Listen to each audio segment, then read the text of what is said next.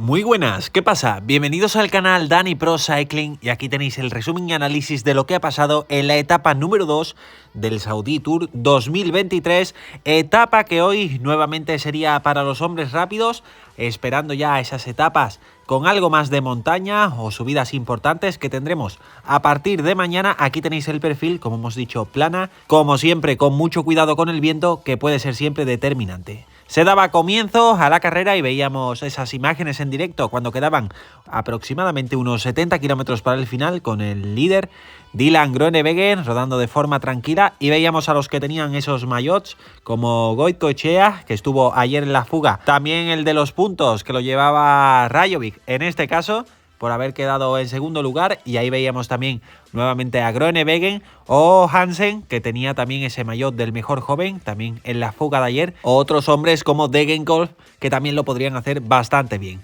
Se iba rodando relativamente a un ritmo bajo y luego comprendíamos el porqué, porque lo veíamos en este gráfico que había un viento de más de 40 km por hora y de forma totalmente frontal, de ahí esa velocidad, una caída que se producía por un afilador, en este caso de Van Roy, que rápidamente se ponía en pie y continuaba la marcha. Llegábamos al sprint intermedio, un Euskaltel quería sorprender, pero los Cofidis, haciendo el lanzamiento para Walshade, también intentaba saltar Hansen para coger algunos puntos más, pero finalmente para Walshade, que también con las bonificaciones querría acercarse a Groenewegen. Ahí veíamos a Guerreiro del Movistar, uno de los favoritos también para la general, con quizás Buitrago y Fórmulo, y seguía este ritmo bajo. Veíamos que se habían quedado cortados dos ciclistas de la selección de Arabia Saudí y que iban a tener todavía una dura etapa por delante. Seguía de momento todo igual, íbamos viendo también algunas imágenes muy bonitas como a los dromedarios y se empezaba a aumentar la velocidad porque sobre todo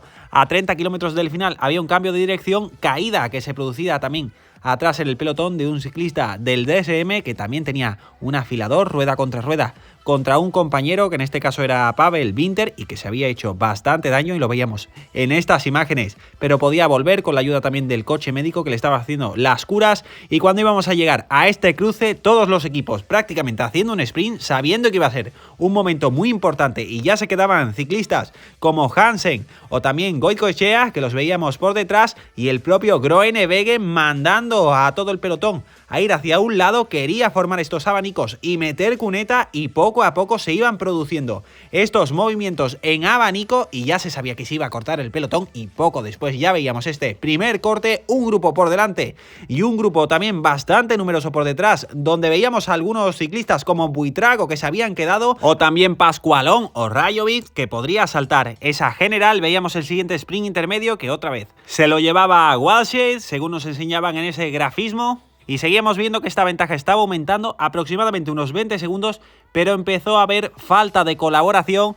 en este momento. También caídas que se seguían produciendo por detrás con este viento que estaba entrando de forma lateral, y parecía que este segundo grupo se estaba acercando poco a poco. Según veíamos en esas imágenes, veíamos a Rajovic totalmente destrozado en este trabajo que estaba haciendo, y esto lo aprovechaba para arrancar el ciclista del Movistar Jorgensen, que arrancaba cuando quedaban unos 8 kilómetros para meta aproximadamente, mientras había esa confusión por detrás, lo que provocaba que los dos grupos se volvieran a unir. También seguíamos viendo a Groenewegen con gran parte de su equipo preparados para el final, y Rajovic que se quedaba definitivamente, no iba a poder asaltar la clasificación general. Mientras seguíamos viendo ese esfuerzo de Jorgensen, también se quedaba otra vez Ackermann, que no está teniendo las mejores piernas en este Saudi Tour. Cogían a Jorgensen a 2 kilómetros del final. Veíamos a los Jayco intentando hacer ese lanzamiento, también a los Bahrein por ahí, también por otro lado a los DSM, pero finalmente los mejor organizados eran los Jayco para ese lanzamiento para Groenewegen,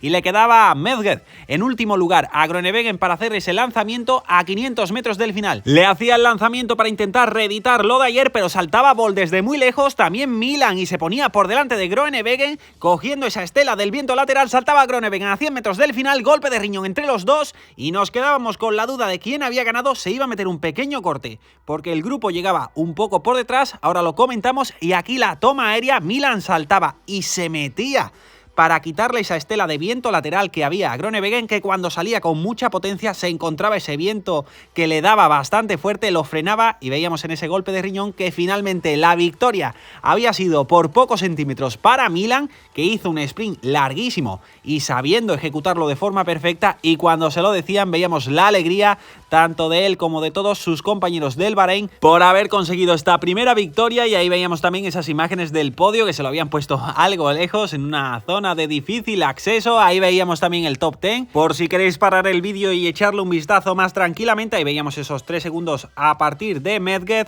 También la clasificación general, que sigue siendo para Dylan Groenewegen, que ahí lo veíamos subir, y ahí tenéis esa clasificación con esas pequeñas diferencias de estas primeras 2 etapas. También el maillot de los puntos rojos era para Groenewegen, que lo veíamos con cara de no estar satisfecho con lo que había pasado en el día de hoy. Ahí veíamos esa puntuación por el primer lugar y el segundo lugar, tiene 27 puntos. Seguía con ese maillot azul del corredor más activo, en este caso Hansen, que volvía a subir al podio. Ahí lo veíamos segundo Goicoechea en esa clasificación, y en la clasificación del mejor joven para el ganador de hoy, Milan, que tiene ese maillot blanco, lo recibía, y aquí tenéis esa clasificación. Mañana una etapa interesante con algunos puertos y ese final que son aproximadamente unos 700 metros al 7% de pendiente media. La gran etapa para la general es esta que estáis viendo aquí, con esa subida en el final de 3 kilómetros al 12% de pendiente media y que suben a una meseta donde también pega mucho el viento en el final. Fue el año pasado una etapa muy interesante, y la etapa 5 que a priori debería ser también